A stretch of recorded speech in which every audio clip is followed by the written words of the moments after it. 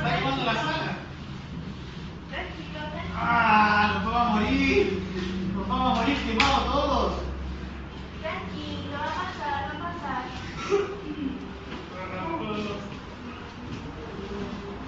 Señorita, nos vamos a morir. No, no te vayas a morir. ¿Por qué te vas a morir? Se está quemando la sala.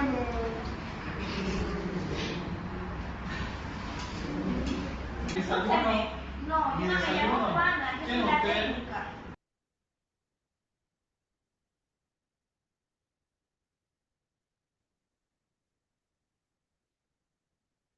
Muy bien. Hemos visto un pequeño fragmento de un video en el cual dos personas, aparentemente personal de salud, están tratando de manejar o lidiar con un paciente que se encuentra en sala de hospitalización. ¿Qué características han detectado ustedes del comportamiento de este paciente con respecto a la situación que se ha generado? ¿Quién podría decirme alguna apreciación, no, u opinión sobre lo que ha observado? Que estaba desorientado. ¿Está desorientado? Muy bien, ¿qué más?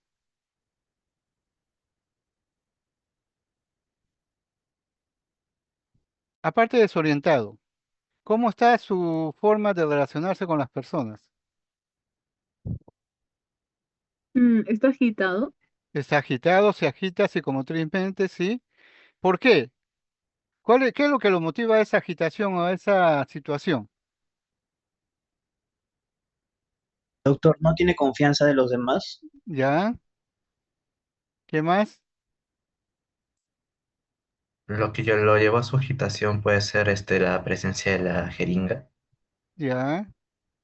Pero después de la jeringa que se usa para poder sedarlo, porque le han aplicado un sedativo y descansó. Pasado el efecto del sedativo, ¿qué sucedió?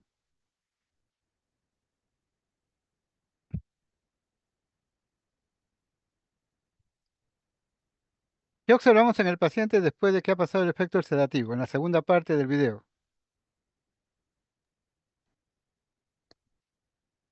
¿Qué refería Que, qué refería que, el paciente? que quería irse. ¿Ya? ¿Qué más? Pero algo lo puso inquieto y ansioso. ¿Qué fue? Pensaba qué cosa pasaba ahí en la sala. Que se estaba quemando.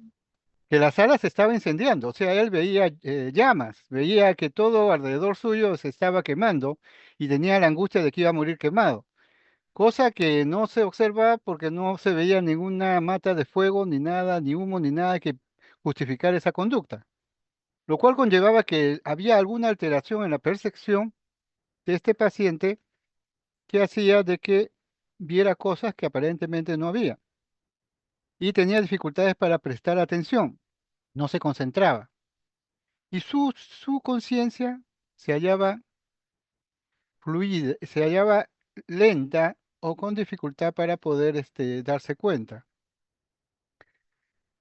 Este fenómeno que observamos nosotros es muy frecuente en las salas de hospitalización y se le denomina cuadro o síndrome delirante o delirium. Y entonces tenemos que hacer una diferenciación entre lo que es una alteración de delirium con respecto al estado de conciencia o atención, que es el que vamos a tocar nosotros ahora, de lo que se llama el delirio, que es el pensamiento delirante o la idea delirante, la idea falsa. Entonces, lo que vamos a nosotros a tocar ahora va a ser el famoso síndrome confusional agudo o llamado delirium. Y este proceso es algo que ustedes tienen que aprender a detectar rápidamente, incluso a prevenirlo para evitar las consecuencias, como vamos a ver, que pueden ser difíciles de manejar. Voy entonces a compartir a ustedes ahora la exposición.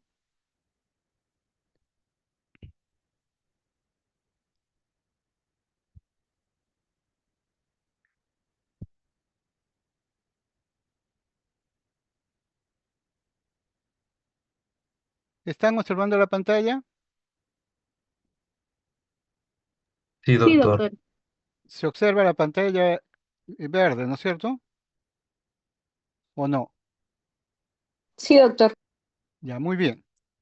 Entonces, el tema que vamos a tocar ahora está relacionado con dos aspectos muy importantes en la clínica y manejo psiquiátrico.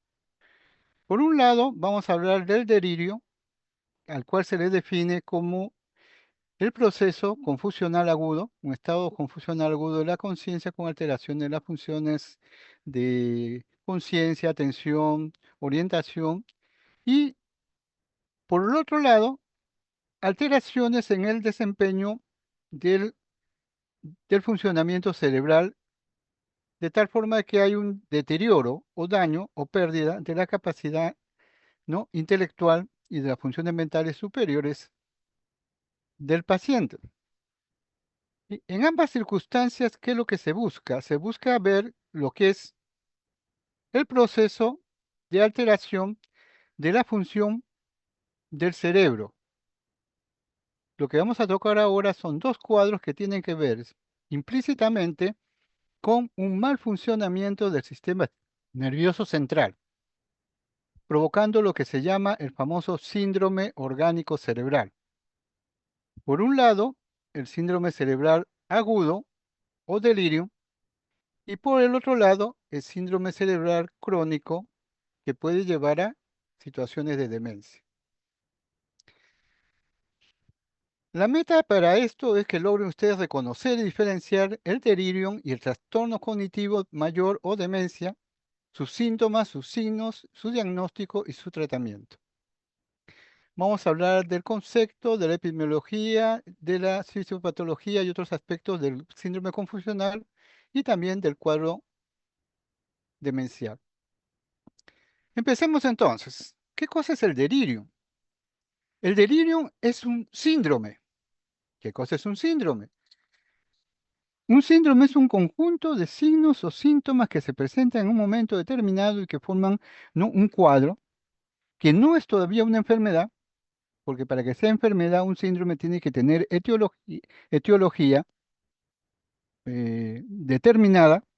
Entonces, lo que estamos hablando ahorita es del delirium como un síndrome, un conjunto de signos o síntomas de etiología compleja y muchas causas.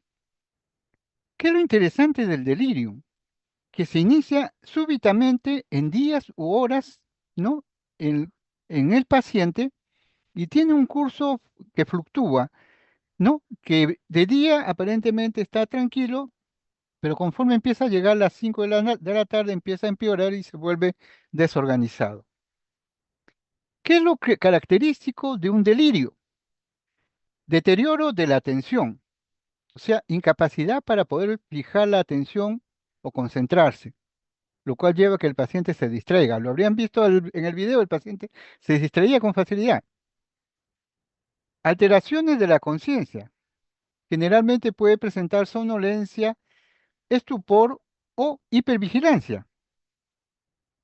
Alteraciones en la memoria de trabajo, en la orientación, que puede llevar a que la persona exprese un lenguaje a veces incoherente con añadidos de síntomas del pensamiento o de la percepción, o sea, con ideas delirantes o alucinaciones, pueden haber o no. Generalmente las alucinaciones son visuales, pero hay también auditivas. Y el paciente puede mostrar dos aspectos, o se muestra hipoactivo o se muestra agitado, o puede alternar ambos estados. Entonces, volvemos a repetir, delirium es un síndrome donde se compromete principalmente la atención, la conciencia, la orientación y que va asociado a otros tipos de cambios conductuales. Y entonces cuando hablamos del delirium tenemos que tener en cuenta que el delirium se presenta con mayor frecuencia en personas de la tercera edad. Y entonces hay personas que por encima de los 54 años pueden llegar a presentar un episodio del 1% de delirio. Pero cuando llegan a los 84 años, la posibilidad del delirium se presenta en el 13%. Mire ese cambio abismal por la edad.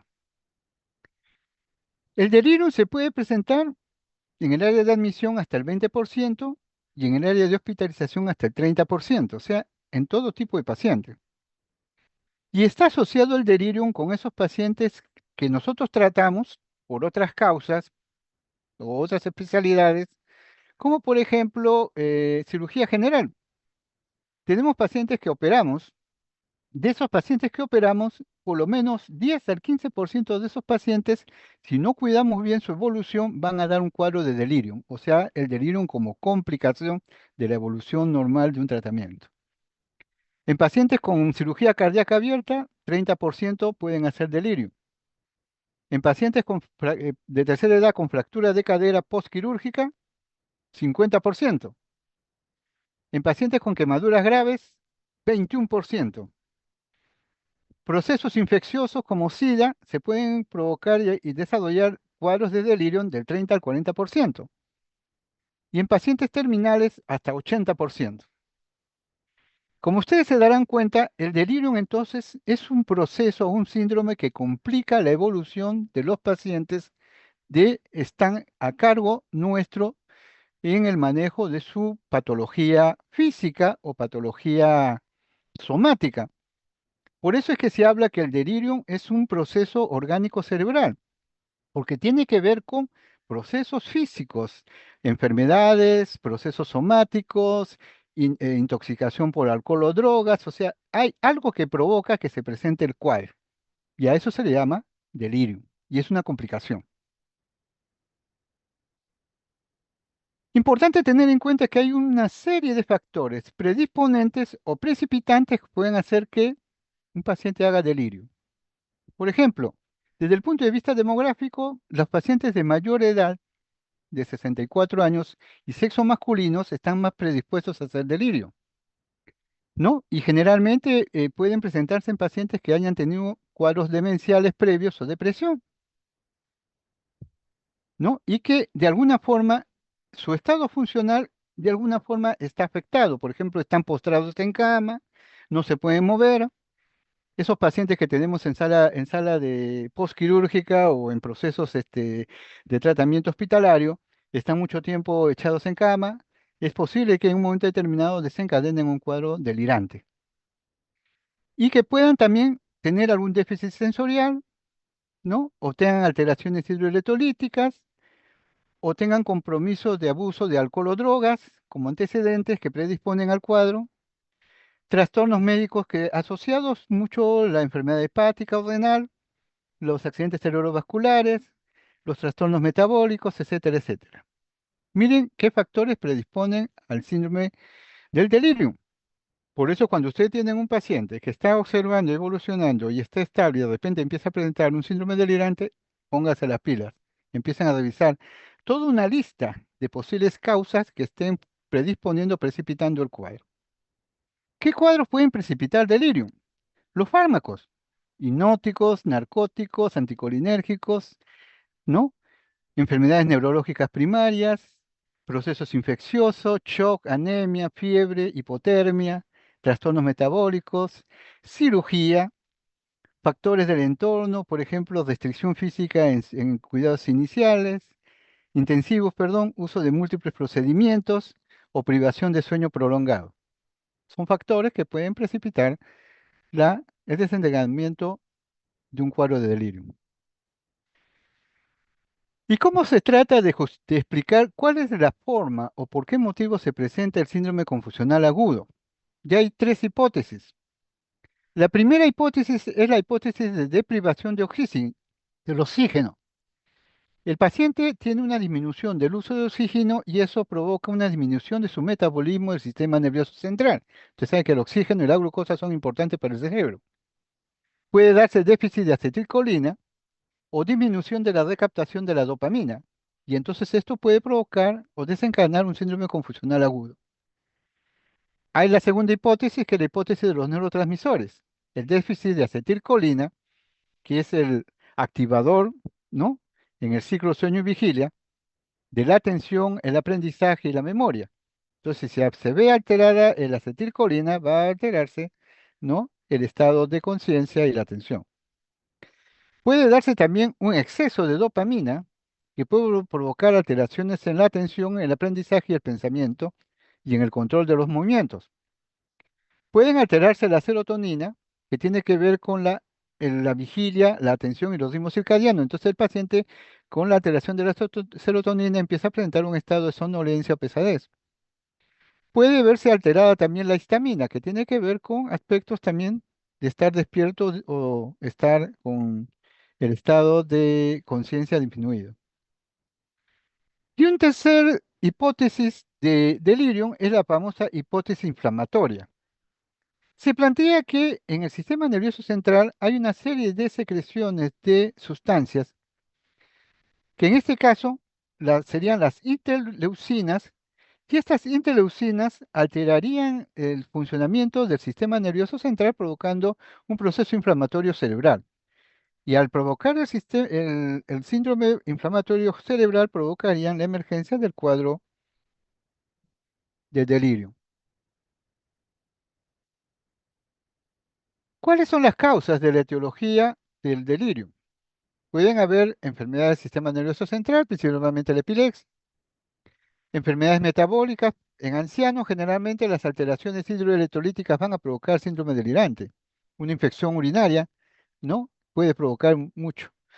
Alteraciones de la diabetes, de hipo o hiperglicemia pueden provocar también alteraciones metabólicas. Procesos sistémicos como infecciones, quemaduras, ¿no? Golpes de calor también pueden provocar síndromes delirantes. Fármacos, y aquí tienen ustedes toda la lista, es una lista larga de medicamentos que nosotros normalmente usamos para tratar, pero que en un momento determinado, si uno ve, puede ser que para algunos pacientes estos sean las causas del desencadenamiento de su cuadro. Por eso es importante siempre cuando ustedes tienen un paciente revisar adecuadamente toda la medicación que haya estado tomando. De repente podemos descubrir que alguno de estos fármacos ha sido el factor detonante para provocar el cuadro de delirio. Otras causas, múltiples productos de venta sin receta, plantas, enfermedades cardíacas, pulmonares, endocrinas, hematológicas, todo, todo el sustrato no médico de patología médica que puede usted detectar, incluyendo intoxicación por metales pesados o abuso de sustancias. Hemos hablado entonces de que el cuadro de delirio es un estado confusional agudo que se presenta en horas o días y que emerge bruscamente. Este cuadro tiene manifestaciones clínicas y tenemos que estar bien claros cuáles son estas manifestaciones para estar seguros de lo que vamos a diagnosticar. Entonces hablamos de que hay dos tipos de manifestaciones clínicas en el delirio.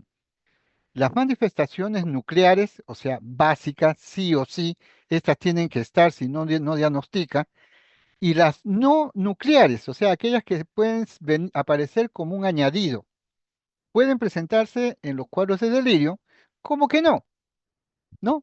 Entonces tenemos manifestaciones clínicas básicas y manifestaciones no nucleares, o sea, accesorias. ¿Cuáles son las nucleares? En primer lugar, la atención disminuida. Ese es un síntoma que tiene que usted detectar en un delirio, que la atención se haya alterada, que la conciencia o está en estupor o está hipervigilante, que la orientación está alterada en el área temporal y espacial, que la memoria puede presentar fallos de registro o nuevos recuerdos, y que el ciclo sueño y vigilia se altera y el paciente entra en insomnio o agitación nocturna, somnolencia diurna y agitación nocturna o estados de torpor. Estas son las manifestaciones clínicas del síndrome de delirio.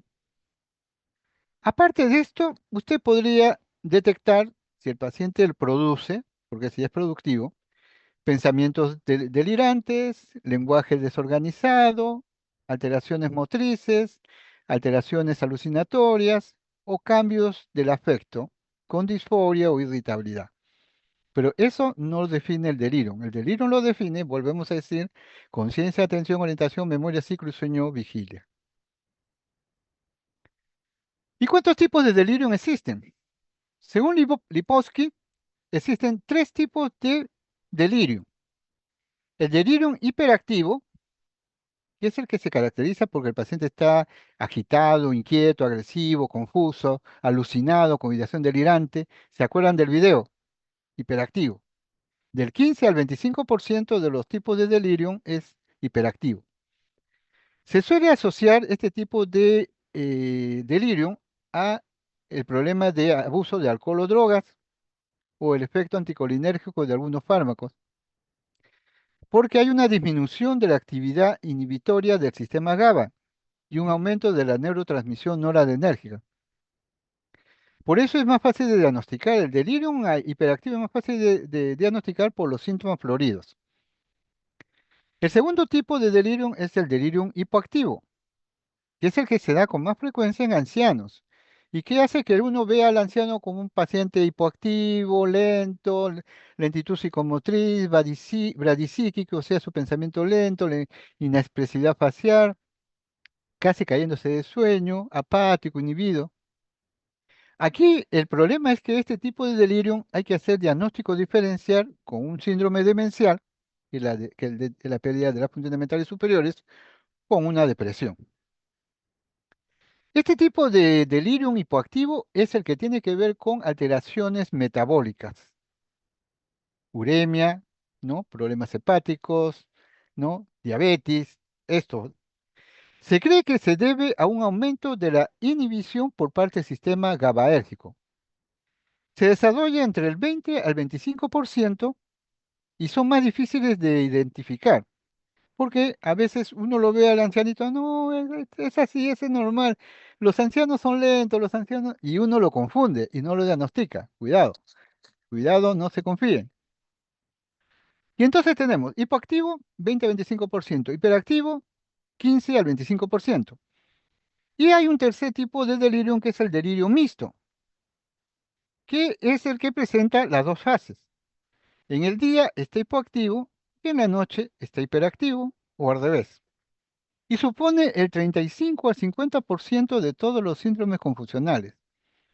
Y este es el tipo de delirium más frecuente. Ojo, más frecuente es el tipo de delirium mixto. Ahora, ¿cómo se diagnostica el delirium? Porque es también importante que ustedes sepan diagnosticarlo. Y entonces podemos utilizar, y les voy a enseñar, el uso de dos escalas que se usan para diagnosticar no delirium. Una es la escala de el ratio de delirium, de escala R98, que es una escala que valora 16 pasos. 3 pasos o 3 ítems tienen que ver con diagnóstico y 13 pasos tienen que ver con gravedad. Ese es el famoso Delirium Rate Scale. Y el segundo, que es mucho más práctico y al que yo les recomiendo que lo aprendan casi de memoria, es el famoso CAM, Confusion Assessment Method, o sea, método para ¿cómo se llama? El diagnóstico del estado confusional. ¿Por qué? Porque tiene 89% de especificidad y 93% de sensibilidad. Así aquí no se le escapa ningún delirio a ustedes. El CAMP consta de 4 preguntas o 4 características, que por lo menos deben estar presentes la característica 1 y la característica 2, y al menos una de las otras dos características, ya sea la 3 o la 4. El famoso diagnóstico del CAMP. Vamos a hablar primero del delirium rating. Y este es el delirium rating. Como ustedes verán, tiene acá 13 situaciones que hablan de gravedad. O sea, estas 13 puntos nos sirven para establecer la gravedad del delirio. Tiene que ver, por ejemplo, con el ciclo sueño-vigilia, ¿no? Cuánto está comprometido o no, si hay alteraciones de la percepción, si hay alteraciones de delirio, si hay existencia de delirio, la habilidad afectiva, lenguaje, pensamiento, agitación, retardo, orientación, atención, memoria a corto y largo plazo y capacidad visoespacial. Esta escala de 13 puntos nos sirve para ver la gravedad del cuadro, para la gravedad del cuadro. Se los dejo para que lo revisen muy bien porque es bien completo. La segunda parte sí tiene que ser con diagnóstico. Son tres ítems, donde se establece forma de inicio de los síntomas. ¿no? Y entonces hay que establecer cómo se presentaron los síntomas. Fluctuación de la severidad de los síntomas, o sea, si son más leves, moderados o severos. Y que si existe alguna patología médica o alguna enfermedad que esté implicada, que esté como base del proceso que hace que el delirium sea como el estallido de un volcán que se abre para estallar. El delirium sería un volcán. La patología médica sería, ¿no?, el volcán inactivo que se enciende. De este tipo de escala pasamos al CAM, o el método de diagnóstico confusional. Y como ustedes verán acá, tiene 4 características. La primera característica es inicio agudo y curso fluctuante. O sea, para que usted pueda diagnosticar que este paciente tiene un cuadro de delirium, tiene que establecer que el inicio ha sido brusco y que el curso fluctúa. mm, Bien, mal, bien, mal, bien, mal. Junto con un estado de inatención, por eso se llama característica 1, característica 2, y por lo menos el paciente debe tener la característica 3 o la característica 4, que es pensamiento desorganizado o alteración del nivel de conciencia. Si el paciente tiene 1 y 2 y uno de los otros dos, ya tiene un diagnóstico que hablamos de delirio. Analicemos un poquito más entonces cuando ustedes evalúan eso. Cuando ustedes evalúan el inicio agudo y el curso fluctuante, ustedes no lo van a analizar con el paciente, ustedes lo van a analizar con el cuidador del paciente. Y entonces usted habla con el familiar, el cuidador o el personal sanitario que está cuidando al paciente y éste debe responderle sí a la siguiente pregunta. ¿Hay evidencia de un cambio del estado mental del paciente con respecto a su estado previo? Si dicen que sí, inicio agudo. ¿Ha presentado cambios de conducta el día anterior fluctuando la gravedad de estas alteraciones? Si te dicen que sí, punto 1. Entonces, si el personal, los familiares o cuidadores te dicen que hay cambios súbitos en el estado mental del paciente y ha presentado fluctuaciones, ya tienes un primer punto ganado, inicio agudo y curso fluctuante. Si la respuesta que te dan te dicen no, ya no tienes que seguir evaluando, eso no es delirio, no seguir con el test, lo dejas.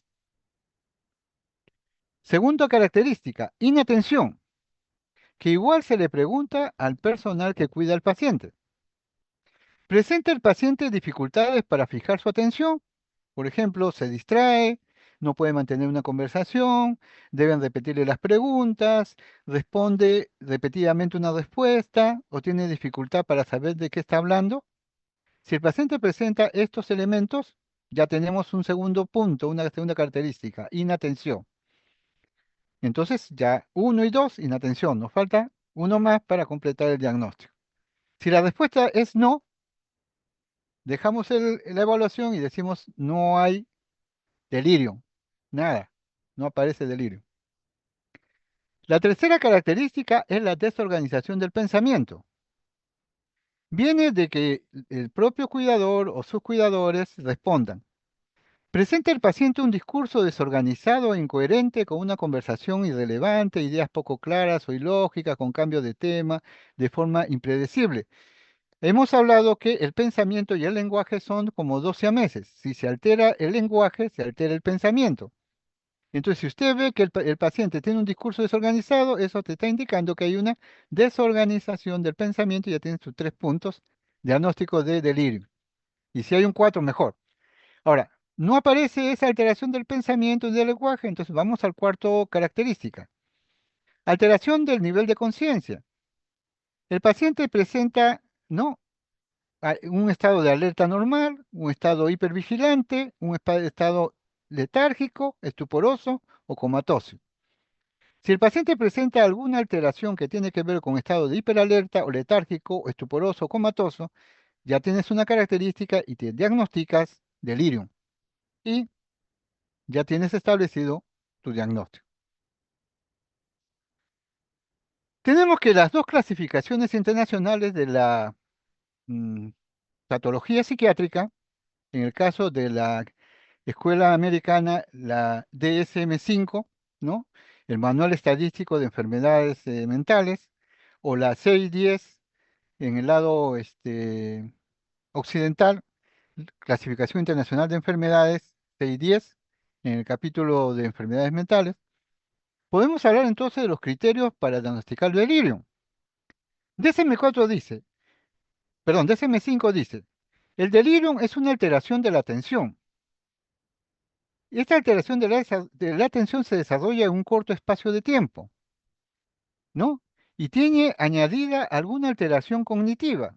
Empeora la memoria, la orientación, lenguaje o la percepción. Estas alteraciones no pueden ser explicadas por otro trastorno neurocognitivo. Por ejemplo, si tuviera un problema de desarrollo, ya no sería delirio. Y que no ocurre en el contexto de una situación de disminución de la vigilia, porque si usted está en un estado donde la percepción es mala o no hay luz o no hay forma de ver las cosas alrededor, entonces puede que el criterio de alteración de la capacidad de darte cuenta de lo que sucede alrededor está afectada por el medio que te rodea. Entonces no sería delirio. Y debe haber en la exploración clínica, en la historia, en la exploración clínica, pruebas de alteraciones en laboratorio o otras áreas que indican que hay alguna condición médica, exposición a tóxicos o algo que esté afectando al paciente previo al proceso. Hablamos entonces de delirium. Delirium como complicación médica. 610, ¿qué dice? 610 nos dice, y ellos son mucho más referidos a que debe haber una disminución de la conciencia, o sea, debe haber disminución de la claridad de conciencia y que puede esto llevar a problemas de focalizar o sostener la atención.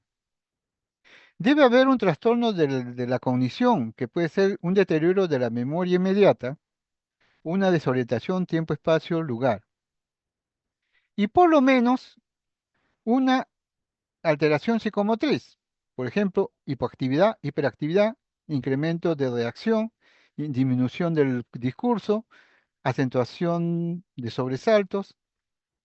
En cuarto lugar, alteraciones ciclo sueño-vigilia, que puede ser insomnio o, al revés, aumento de la somnolencia, empeoramiento de los síntomas en las noches, o sea, eso es lo característico del delirium, que los síntomas se empeoran en las noches. Puede haber pesadillas y sueños desagradables, que se pueden continuar con alucinaciones e ideas delirantes al despertar. Igual CI10 dice que los síntomas tienen que ser de inicio rápido y fluctuante, y que debe haber en la historia clínica, exploración física o neurológica o laboratorio, ¿no? Algo que nos indique alguna enfermedad cerebral sistémica subyacente o algo que esté afectando el sistema nervioso central. Por eso hablamos de procesos, el delirio es un proceso que emerge en un cuadro orgánico cerebral.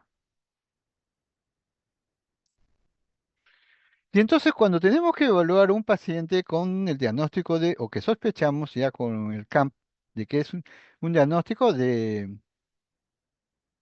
delirio, tenemos que desarrollar toda nuestra experticia médica que empieza primero por una evaluación clínica. Y usted tiene que hacer una anamnesis dirigida especialmente a los medicamentos que el paciente ha estado tomando últimamente, una buena exploración física y del estado mental, unas buenas pruebas de laboratorio, hemograma, coagulación, bioquímica, función tiroidea, anticuerpos, electrocardiograma, electroencefalograma, tomografía, punción lumbar, análisis líquido cefalorraquídeo, cultivo de sangre, orina, concentración de B12, ácido fólico, amonio. O sea, tiene que hacerle un barrido completo al paciente para descartar cualquier tipo de causa que esté provocando alteraciones en el funcionamiento del sistema nervioso central. El delirium también tiene que hacerse diagnóstico diferencial con básicamente tres entidades más. Tenemos que el delirium debe de diferenciarse de la demencia, porque a veces los pacientes, ¿no?, de tercera edad pueden hacernos confundir y hacernos pensar que una alteración demencial puede ser delirium, aunque también puede hacerse o se puede presentar. puede haber delirium y demencia juntos, pero la diferencia es la forma de las características de cada uno de estos cuadros. El delirium tiene una forma de presentación, la demencia tiene otra, los pacientes seniles con depresión también y los pacientes psicóticos esquizofrénicos también. Diagnóstico diferencial se empieza primero con el inicio. En el delirium, súbito.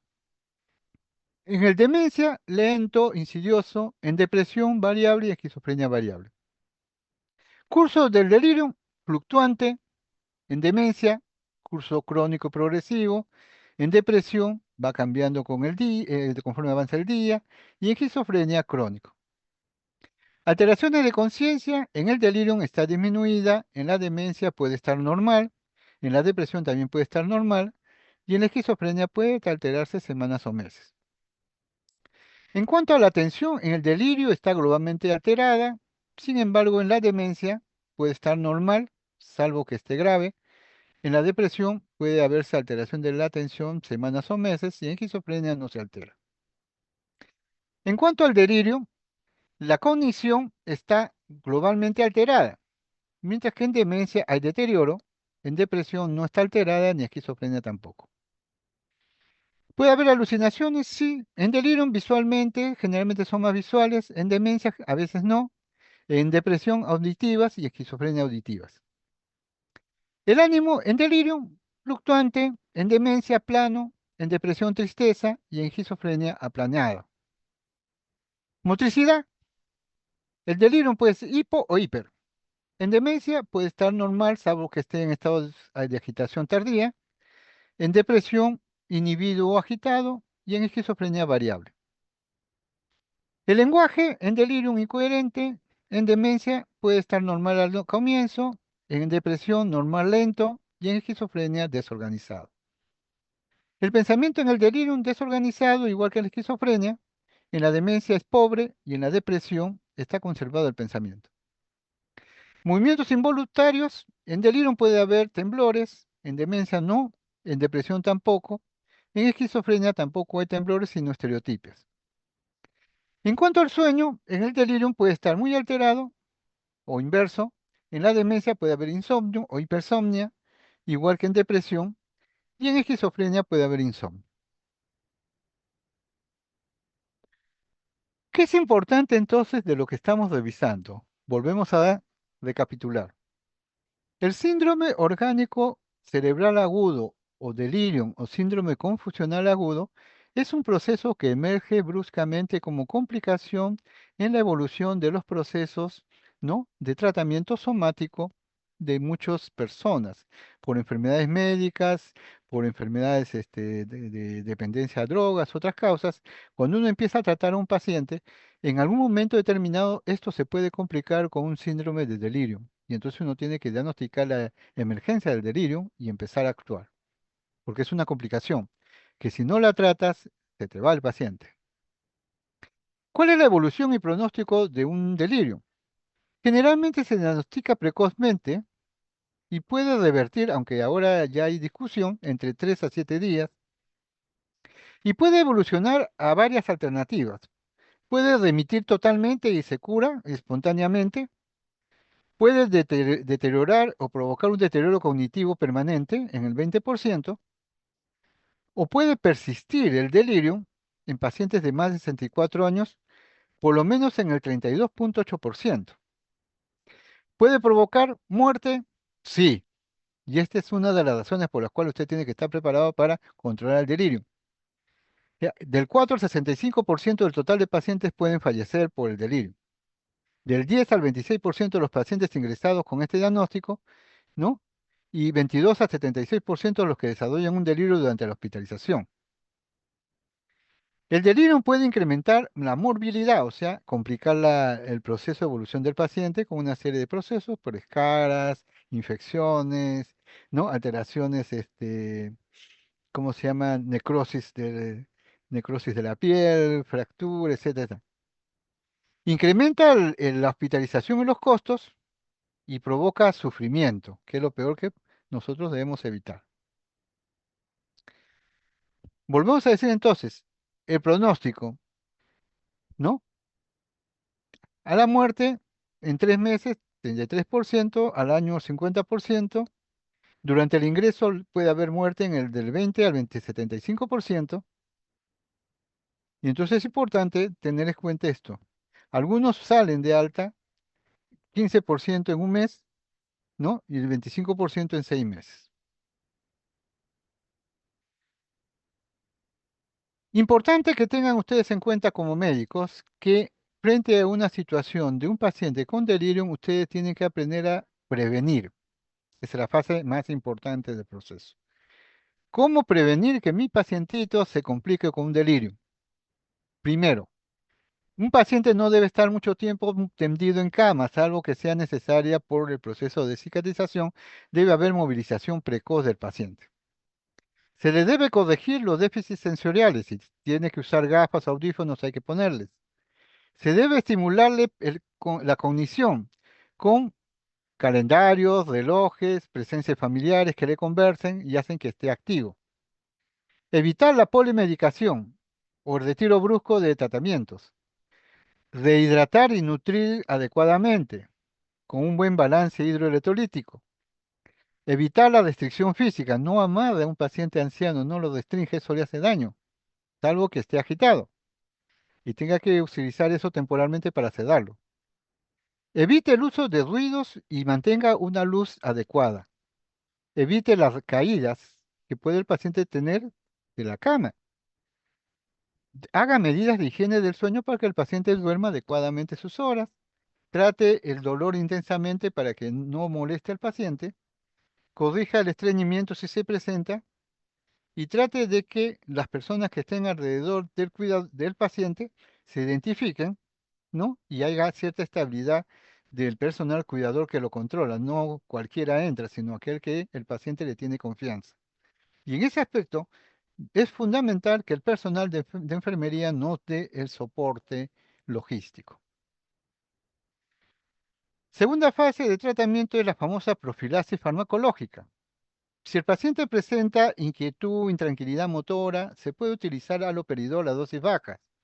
Algunos pueden usar 1 miligramo de risperidona, que es un antipsicótico atípico, sublingual postoperatorio, para profilaxis. Mire, después de que ha ido a sala de operaciones, por ejemplo, y ha operado, y usted quiere estar tranquilo que el paciente va a hacer un postoperatorio más o menos bonito, le puede poner haloperidol a dosis baja, le puede dar 1 miligramo de risperidona sublingual postoperatorio, o 5 miligramos de olanzapina antes y después de la cirugía. Entonces, con eso evita el incendio. Es importante siempre en el tratamiento identificar cuál ha sido la causa del detonante del cuadro, qué provocó el delirio. Y hay que hacer un tratamiento farmacológico sintomático, o sea, no es un tratamiento estricto que tiene delirio, hay que darle esto, esto, esto. No, es un tratamiento sintomático. Uno le va a dar según la presencia de los síntomas que el paciente presente. Por ejemplo, si el paciente presenta síntomas psicóticos con alteraciones de la percepción o eh, de ideas delirantes, se puede dar neurolépticos a dosis mínima, ¿no? Y evitar las combinaciones, y se debe mantener un tratamiento entre 7 o 10 días después de la remisión clínica del cuadro. Por ejemplo, si tiene usted un paciente con delirium agitado, ¿qué puede hacer usted? Puede utilizar haloperidol, 0,5 miligramos cada 4 horas, es sedante. El único problema es que tiene efectos secundarios, y eso lo vamos a revisar cuando hagamos los estudios de antipsicóticos. Risperidona, quetiapina, olanzapina son antipsicóticos de segunda generación y se puede utilizar, ¿no?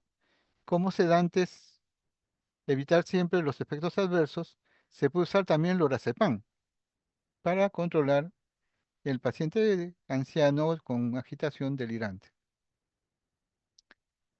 Volvemos a decir entonces, se pueden utilizar antipsicóticos típicos y atípicos. De los típicos, el haloperidol y la levomepromacina, con los cuales hay que tener cuidado por el riesgo de las arritmias o muerte súbita, aunque no se ha visto mucho porque se usa generalmente gotas.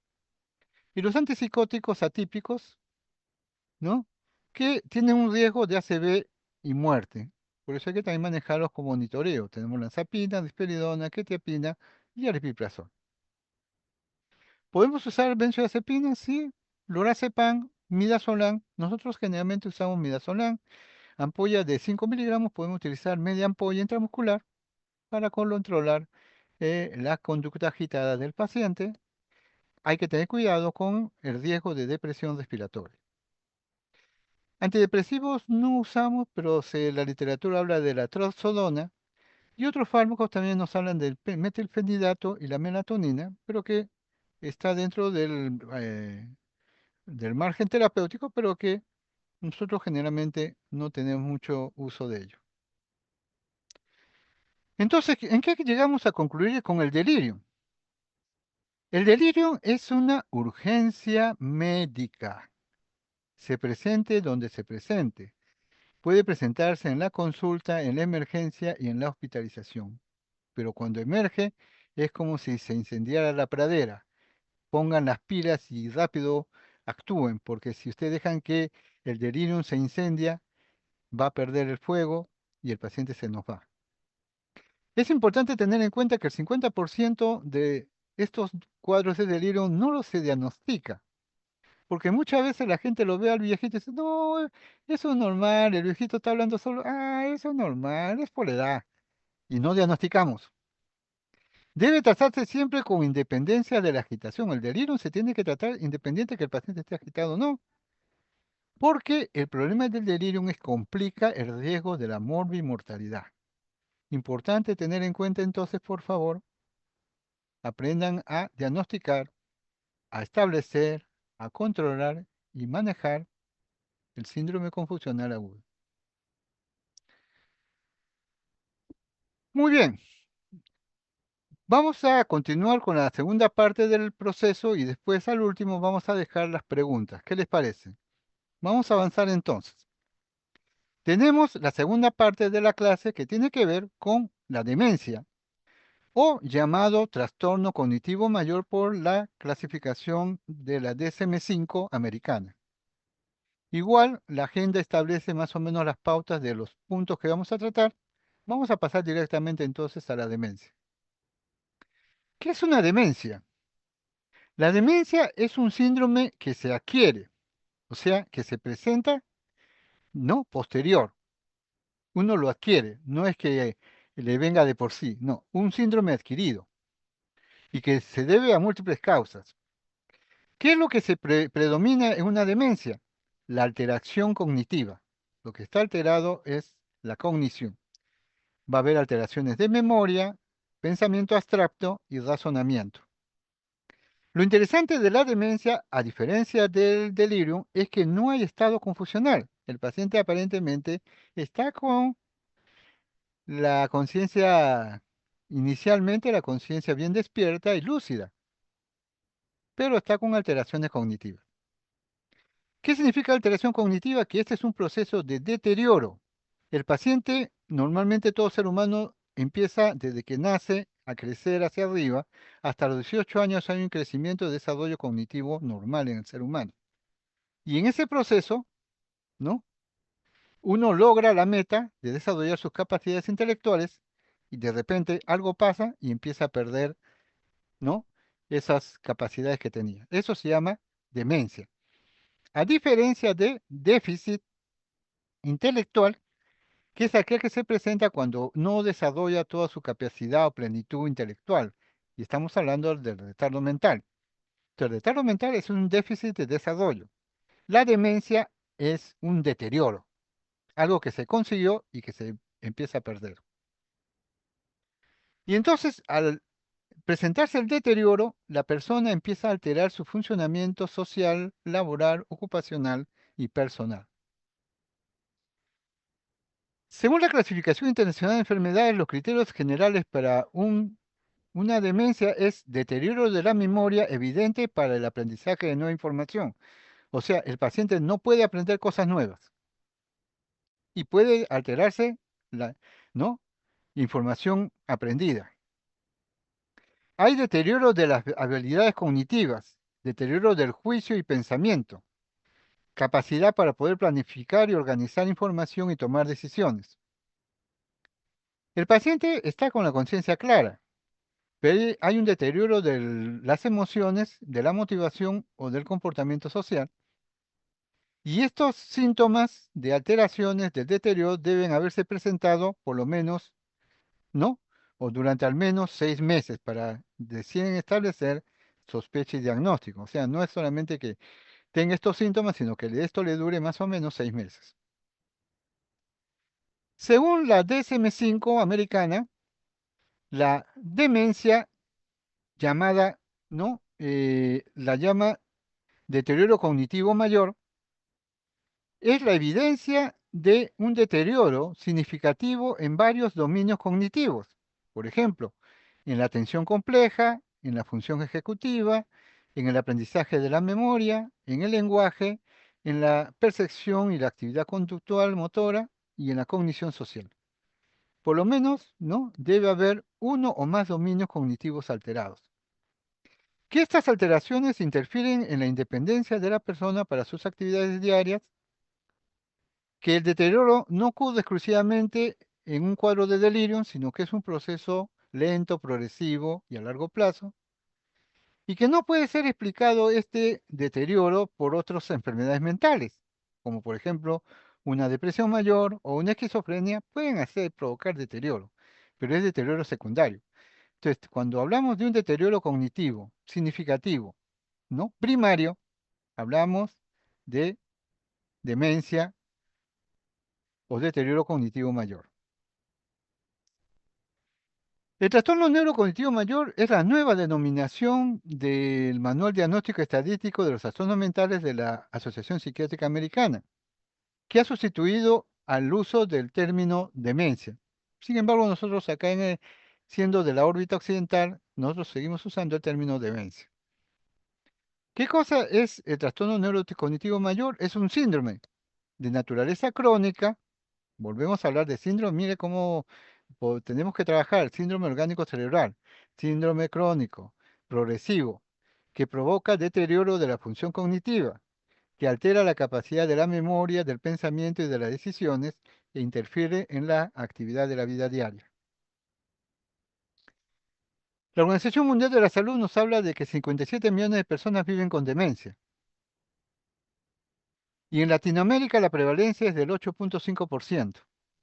En el Perú la prevalencia de demencia se estima en 6 a 7% y el primer diagnóstico de demencia sigue siendo Alzheimer, con más o menos 56-60%. ¿Ok? Entonces, primera causa de demencia en el país, Alzheimer. Se han hecho estudios locales y en Lima, ¿no? Se encontró una prevalencia de 9.3%, siendo el Alzheimer, por supuesto, el más frecuente, que se presenta conforme avanza la edad y es más frecuencia en pacientes de sexo femenino, según el Instituto de Salud Mental, ¿no? Y de Yonoguchi que hizo el estudio. ¿Qué factores llevan a la posibilidad de un cuadro demencial? Factor genético, un factor neuroinmune, un proceso de apoptosis donde se activa prematuramente, ¿no? El envejecimiento cerebral, generando un proceso irreversible de muerte neuronal acelerada, o disfunciones neuroquímicas que están relacionadas generalmente con las neuronas colinérgicas y que provocan la disminución o el descenso de la acetilcolina. ¿Y cómo clasificamos nosotros las demencias? Las demencias se pueden clasificar en demencias progresivas que empeoran con el tiempo y no son reversibles, o sea, empiezan y empiezan y empiezan y empeoran, empeoran, empeoran y ya no vuelve uno atrás. Procesos de trastornos vinculados con demencia o trastornos similares a la demencia que pueden revertirse, o sea, procesos que se parecen a la demencia, pero que cuando uno los revisa encuentra de que sí hay posibilidades de revertir el proceso. Dentro de las demencias progresivas que empeoran con el tiempo y no son reversibles, tenemos 4, las más frecuentes. La enfermedad de Alzheimer, la demencia vascular, la demencia por cuerpos de Lewy y la demencia frontotemporal. De la enfermedad de Alzheimer, ¿no? Podemos destacar que es la primera causa de demencia La primera manifestación más común es la pérdida de la memoria a corto plazo. Si usted detecta a un paciente con pérdida de memoria a corto plazo, empiece a sospechar que puede estar iniciando un Alzheimer.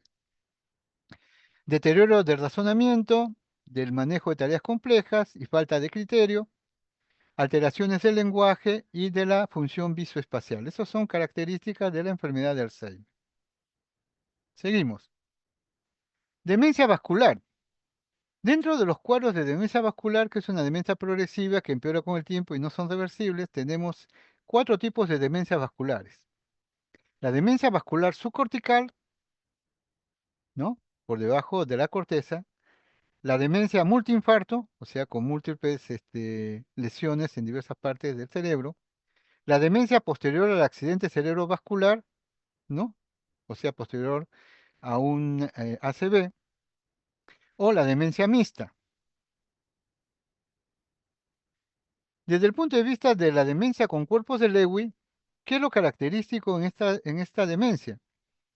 Alteraciones en la cognición que fluctúa, alucinaciones visuales, trastornos de la conducta del sueño con movimientos oculares rápidos y parkinsonismo. Sus características de la demencia de cuerpos de Lewy. Y la demencia frontotemporal, que es cuya sintomatología es alteración de la personalidad de la conducta, alteración de la sintaxis y fluencia del lenguaje, y algunos pacientes pueden desarrollar enfermedades neurológicas. Hay procesos que también están asociados a cuadros demenciales, como parte de su cuadro en general, o sea, son trastornos que están vinculados con la demencia. Tenemos la enfermedad de Huntington, que es una enfermedad ¿no? Eh, genética, la lesión cerebral traumática, cuando hay un traumatismo cefalocraniano múltiple, la enfermedad de Kreusch-Jakob, ¿no? Donde aparece el cerebro como si fuera un queso Gruyère con huecos, es un virus, y la enfermedad de Parkinson. En tercer lugar, ¿se acuerdan ustedes? Hemos hablado de trastornos que se parecen a la demencia y que impresionan como demencia, pero que si uno los ve, evalúa muy bien, puede revertir. O sea, si usted lo diagnostica tempranamente, puede hacer que esto que parecía demencia vuelva a ser lo contrario, o sea, se recupere. Ahí tenemos las famosas infecciones y los trastornos inmunitarios en el sistema nervioso central, problemas metabólicos o endocrinos, niveles bajos de nutrientes, efectos secundarios de medicamentos, sangrado subdural, tumores cerebrales, porque usted opera el cerebro y se acabó la demencia, o la hidrocefalia de presión normal. ¿Es lo mismo demencia y Alzheimer? No, la demencia es un síndrome, el Alzheimer es una enfermedad. Por lo tanto, hay una diferencia entre los dos. La demencia es un conjunto de signos y síntomas que alteran la fisiología cerebral, ¿no? Y son progresivos e irreversibles. Hay pérdida de autonomía y consecuencia y dependencia. En el caso del Alzheimer es una enfermedad y es la más común dentro de las enfermedades y acaba causando demencia. Al inicio, aparentemente uno no se da cuenta, pero posteriormente empieza a alterarse la memoria. ¿Cuáles son los síntomas de alarma en las demencias? Cuando el paciente empieza a entrar en desorientación, tiempo-espacio, problemas de lenguaje, dificultad para concentrarse o resolver problemas del día, dificultad para comprender imágenes visuales, pérdida de memoria, olvidos de objetos fuera de lugar, falta de iniciativa en actividades, cambios de humor y disminución de su juicio. Así como tenemos los procesos de Alzheimer, tenemos los trastornos cognitivos vasculares. Y esta lámina nos da una imagen de la evolución del daño cognitivo vascular desde que aparecen los factores de riesgo vascular hasta el compromiso de la función. Entonces puede haber factores de riesgo vascular, ¿no? El cerebro en riesgo, que se van a ir afectando por enfermedades vasculares cerebrales o injurias vasculares cerebrales, Ahí tenemos la arteriosclerosis, la aterosclerosis, la angiopatía, la lesión de pequeñas arterias, que provoca incremento del daño cognitivo, un trastorno cognitivo vascular, que van a llevar al paciente a pérdida, de su funcionamiento vasculocerebral, su metabolismo cerebral y demencia. El cuadro demencial no pasa por diversas fases. Hay una fase leve, una fase moderada y una fase grave. En la fase leve hay alteración de la memoria episódica, o sea, la persona puede olvidar citas o nombres de personas. O puede haber alteración de la memoria de trabajo, problemas para seguir una conversación. Ese es en el lado leve. En el lado moderado es cuando hay alteración de la memoria episódica, o sea, olvida sucesos recientes, no asimila hechos nuevos, altera la memoria semántica, o sea, no puede nominar objetos, o altera la memoria retrógrada, que dice persiste el recuerdo de hechos lejanos mal ubicados en el tiempo. Y por supuesto la fase grave, donde ya ahí sí ya hay alteración de la memoria episódica y hay olvidos del pasado, conserva la memoria emocional, sabe quién lo cuida, lo quiere, le ayuda, pero no tiene memoria intelectual. ¿Cómo se hace para poder diagnosticar una demencia? Lo primero que usted tiene que detectar es sospechar de que hay un deterioro cognitivo, ¿no? Y entonces cuando viene alguien que le dice que su familiar no recuerda las cosas o dónde deja las cosas, está empezando a cambiar, no reconoce dónde está viviendo, hay una sospecha de deterioro cognitivo. Y entonces el paciente debe llegar a atención primaria y pasar a atención especializada con el neurólogo, donde se le va a hacer una historia clínica completa con anamnesis, exploración física y neurológica, una evaluación funcional, que es el uso de varios índices, ¿no? De actividades de la vida diaria para ver, ¿no? Cómo está funcionando, que es un test de informador que da el que cuida al paciente. Una evaluación neuropsicológica y conductual, se le hace una escala de depresión geriátrica, y una exploración neuropsicológica. Para la exploración neuropsicológica se usa el Mini Mental State, que nosotros vamos a revisar ahora, que se los voy a mostrar, y que ustedes lo pueden manejar en consultorios sin problemas. Y el famoso test del reloj, o test de las fotos, o test de los 7 minutos, hay diversos tipos de test que sirven para hacer una especie de trillaje. Con todo esto podemos llegar a la posibilidad de un síndrome de demencia. Y entonces tenemos que empezar a buscar estudios de neuroimagen para determinar qué tipo de demencia tiene. Y se hacen las famosas tomografías y resonancias magnéticas, las pruebas de laboratorio para descartar patología que esté causando o provocando la demencia, hasta llegar a lo que se llama la confirmación del diagnóstico. Cuando uno confirma el diagnóstico de cuadro demencial, debe establecer si la demencia es primaria o secundaria. Si es secundaria, se da tratamiento específico y se saca al paciente de la demencia. Si es primaria, entonces, eh, si, eh, si es una demencia degenerativa primaria, ¿no? Se le tiene que estar observando y reevaluando constantemente.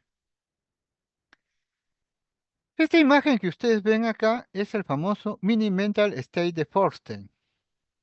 Como ustedes verán, son 5 ítems. Del ítem 1 es el ítem de la orientación y tiene de 0 a 10 puntos. ¿Qué es lo que usted le va a preguntar al paciente? ¿Qué fecha estamos? ¿En qué mes estamos? ¿En qué día? ¿En qué año? ¿En qué estación? ¿En qué lugar? ¿En qué piso? ¿En qué ciudad? ¿En qué comuna? ¿En qué país? Si el paciente le da una respuesta positiva buena por cada uno de ellos, marca allí un punto. La segunda parte es la repetición, que va de 0 a 3 puntos. Usted le da al paciente la orden. Le voy a nombrar 3 palabras, quiero que las repita después de mí. Trate de memorizarlas, pues se las voy a pronunciar en un minuto más. Y le hace repetir, ¿no?, las palabras máximo 6 veces. Y después le dice que lo repita. Si el paciente repite bien las 3 palabras, ¿no?, hasta 6 veces, normal, 3 puntos. Ahora vamos a ver su atención y cálculo. Entonces usted empieza a decirle Résteme 100 menos 7. Si usted hace un chequeo y él les da las respuestas adecuadas hasta, por ejemplo, el número 65, tiene ya ganado su punto, sus 5 puntos. Ahora, si el paciente no puede hacer de esta seriada, lo que usted puede hacer es que le deletree mundo al revés. Y entonces, mundo al revés tiene que decirle al paciente M-U-N-D-O. Por cada respuesta positiva, un punto, total 5 puntos. Cuarto punto, evaluación de memoria. Se le pregunta cuáles son las 3 palabras que se le dijo y dar un punto por cada respuesta correcta. Lenguaje. En lenguaje son 9 puntos. Usted tiene que, ¿no?, mostrarle un lápiz, un reloj y que lo nombre, o decirle que repite una frase, o le da una orden. Tome este papel con la mano derecha, dóblelo por la mitad y déjalo en el suelo, ¿no? Como ustedes verán, cada uno de estos tiene su puntaje. Lápiz y reloj, 2 puntos. Repetir una frase, 1 punto. Orden, 3 puntos. Leer y obedecer, cierra los ojos, 1 punto. Escribir una oración, sujeto, verbo, predicado, 1 punto. Copiar pentágonos, si los hace bien, 1 punto. Total, un mini mental tiene 30 puntos. ¿Cuánto empieza usted a preocuparse por el paciente cuando su puntaje empieza a estar por debajo de 26? Por debajo de 26 es sospechoso. Y mucho más abajo, ya candidato para diagnóstico de síndrome demencial. ¿Ok? Este es el famoso test del reloj. ¿Qué es el test del reloj? Le dice usted al paciente, por favor, agarre esta hoja, haga un dibujo circular cerrado, como si fuera un reloj, y póngame los números del reloj en orden adecuado. Y señáleme las 3 de la tarde. Si el paciente lo hace bien, bacán, no hay ningún deterioro demencial. Pero se ha detectado, y la prueba del reloj es importante para ver la evolución de las demencias. Se nota que el paciente, conforme va comprometiendo su área visoespacial, empieza a alterar la numeración, no las pone adecuadamente en el lugar donde le corresponde, o pierden la secuencia, o ya empieza a desaparecer incluso el círculo y aparece todos en el centro. Eso indica deterioro demencial.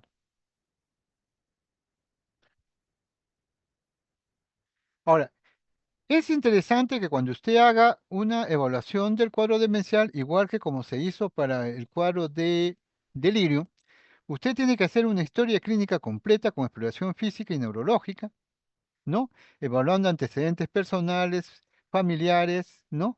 Procesos de anamnesis, exploración física, exploración neurológica y exploración, ¿no?, neuropsicológica para ver su funcionamiento intelectual. Y se hacen varios tipos de estudios, ¿no?, relacionados con el proceso. Revisando un poco el DSM-5 o la clasificación internacional de la Sociedad Americana de Psiquiatría, DSM-5 nos habla de un espectro que va de lo normal a la demencia. Muchas personas de tercera edad hablan de lo que se llama la queja de memoria subjetiva. ¿Cuál es la queja de memoria subjetiva? En que dicen, doctor, no sé por qué, pero a veces me olvido dónde dejé las llaves, no sé dónde lo dejé la plata, no, pero pasa un tiempo y recupero, me acuerdo y lo vuelvo a encontrar. Entonces se habla de la queja subjetiva, no es que haya una pérdida de memoria, sino es una queja subjetiva de memoria en las personas de tercera edad.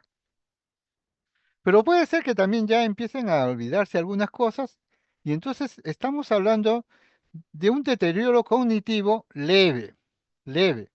En el deterioro cognitivo leve, el paciente no pierde todavía independencia, puede hacer cosas por sí misma en forma personal y eso no es válido.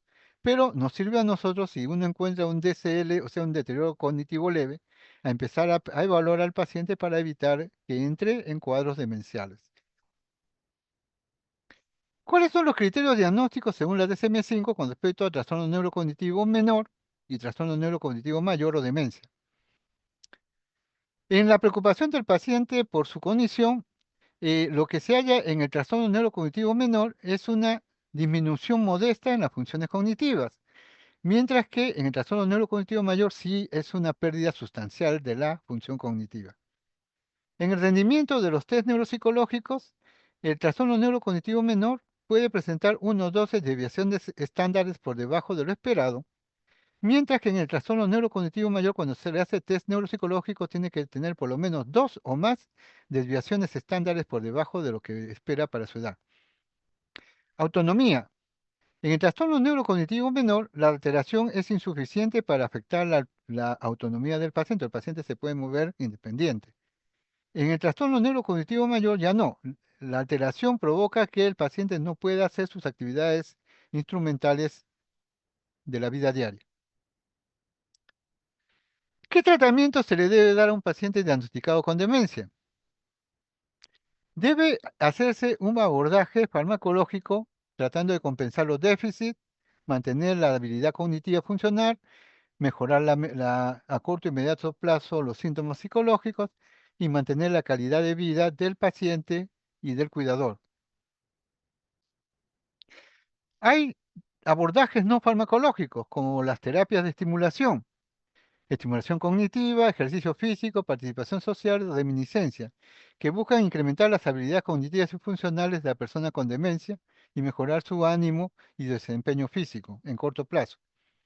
Terapias compensatorias son terapias que se usan para adaptarse a las actividades y modificar el entorno de apoyo, de tal forma que reduce a corto y mediano plazo la manifestación de sintomatología que no de la sintomatología incrementa la calidad de vida del paciente.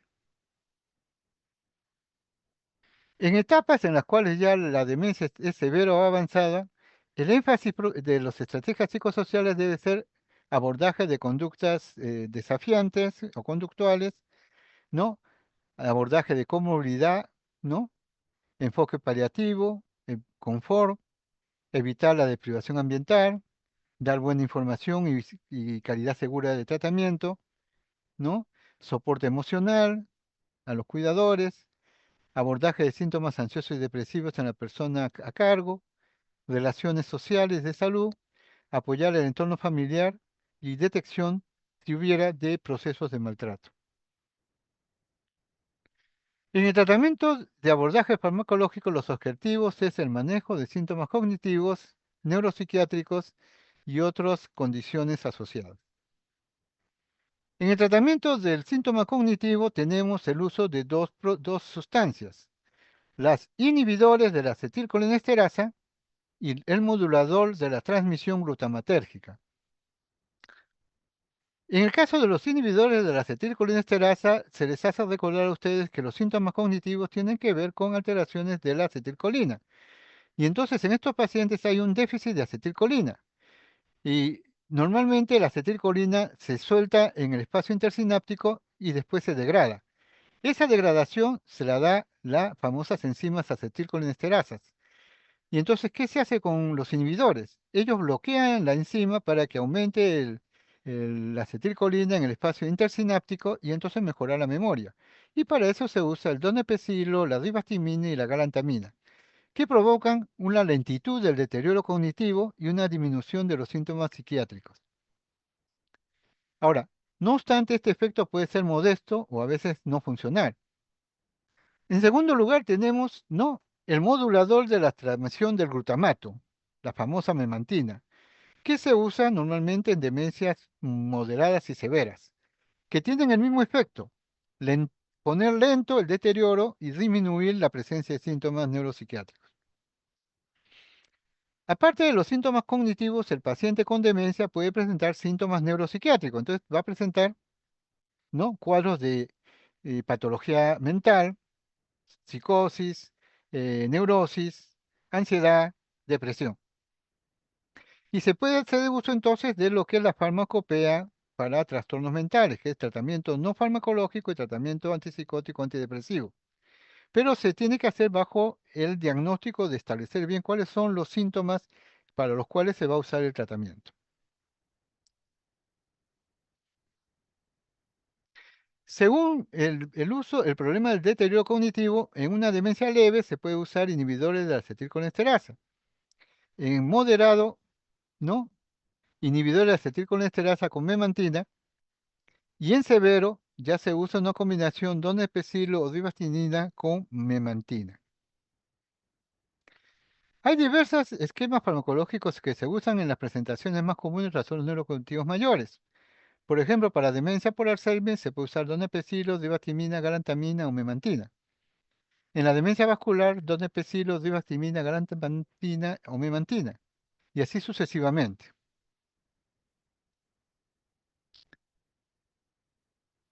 Tenemos acá entonces, ¿no? Los anticolinesterásicos, donepezilo, divastimina, galantamina y memantina, su mecanismo de acción, su dosificación máxima o inicial y el tiempo de tratamiento o titulación. Conclusiones. Cuando abordamos el tema en salud mental de las demencias y de los delirios, nos permite promover un enfoque integral en el manejo y cuidado de estas personas afectadas. Hay importantes desafíos en el estudio de la calidad de vida de la demencia. Ya se encuentra con instrumentos creados para el estudio de la calidad de vida de los pacientes. Es importante implementar un manejo acorde a las características clínicas de cada paciente. Se debe desarrollar un esquema de tratamiento en función de la etiología del paciente. Y a pesar de los avances realizados en los últimos años, todavía no existe un tratamiento curativo de la demencia.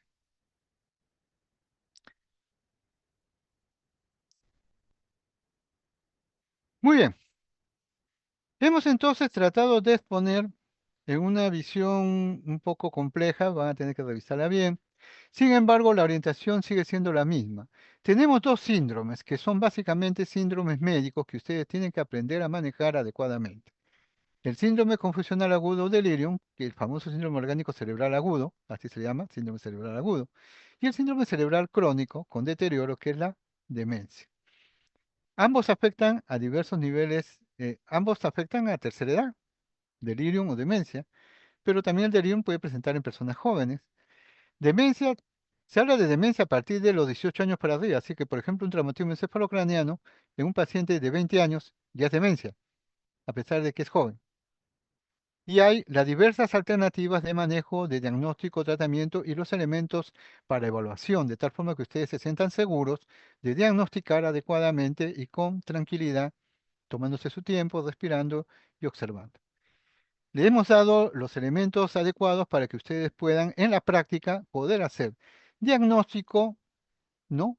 Tanto de delirium como demencia, detección de signos, detección de síntomas, evaluación, ¿no? Exámenes adecuados, pruebas adecuadas y tratamiento que se puede ir usando en el proceso de su desarrollo, ¿no? De aprendizaje que van a tener cuando ingresen a los aspectos de neurología o de medicina o cirugía. Muy bien. En esta situación, ¿alguna pregunta, duda, algo que quisieran ustedes que se les aclarara, por favor?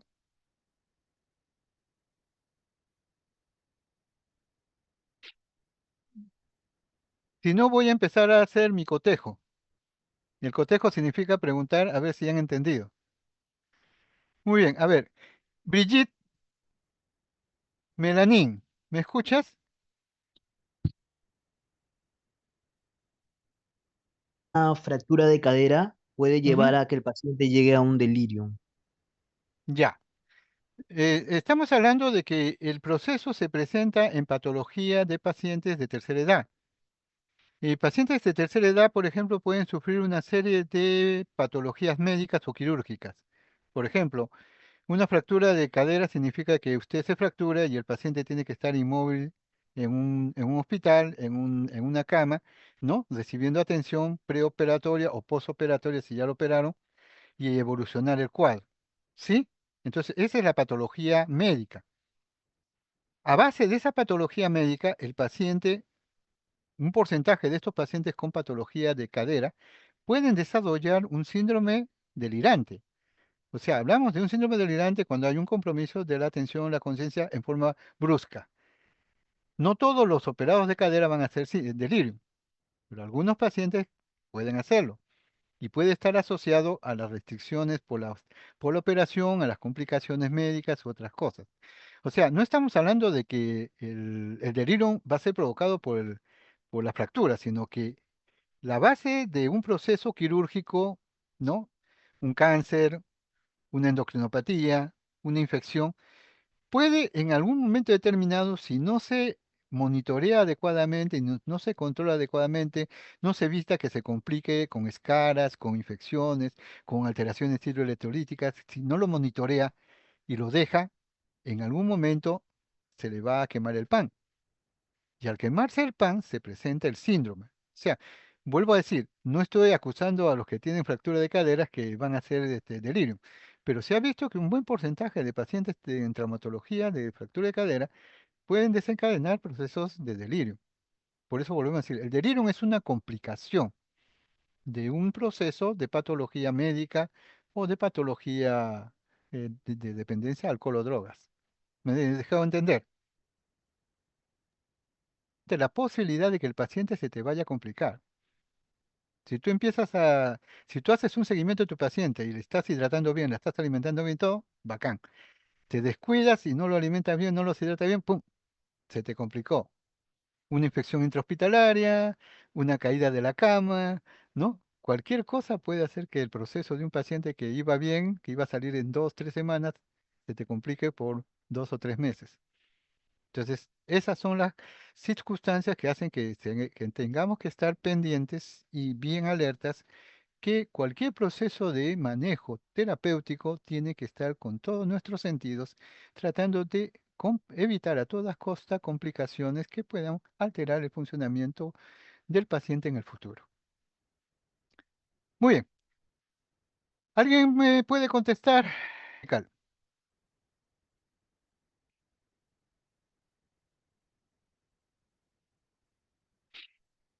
Cortical, doctor. Muy bien. ¿Y la de Parkinson?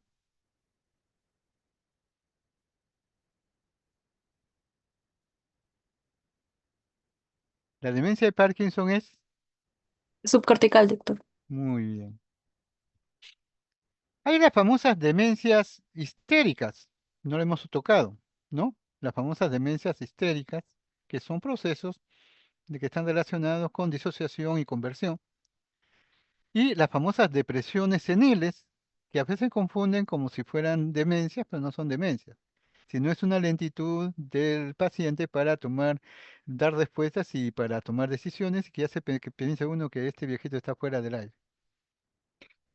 ¿Qué es lo característico de un paciente con demencia senil? ¿Qué es lo que es característico en su conducta de un paciente con demencia senil? En su conducta con las chicas.